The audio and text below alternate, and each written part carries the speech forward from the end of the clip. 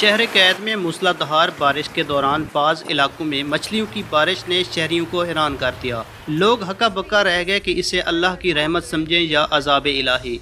کراچی کے شہری طوفانی بارش کے دوران مچھلیوں کی بارش دیکھ کر خوفزدہ ہو گئے، مگر سائنسدانوں کے لیے یہ کوئی نئی بات نہیں تھی۔ تاہم برطانیہ میں چیونٹیوں کی بارش نے سائنسدانوں کو بھی چکرا کر رکھ دیا۔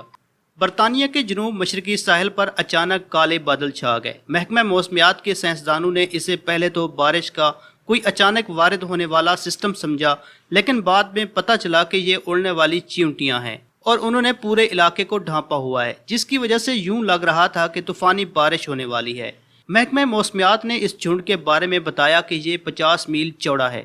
اس کے حجم کا اندازہ اس بات سے لگایا جا سکتا ہے کہ اسے خلا سے بھی دیکھا گیا۔ پہلے تو خلا سے بھی یہ بادل ہی نظر آئے، مگر قریبی جائزے کے بعد عقدہ کھلا کہ یہ تو چیونٹیاں ہیں۔ چیونٹیوں کے اس جھنڈ نے برطانیہ کے موسمی ریڈار کو بھی دھوکہ دے دیا اور ریڈار نے اسے بارش برسانے والا کالا بادل ظاہر کیا۔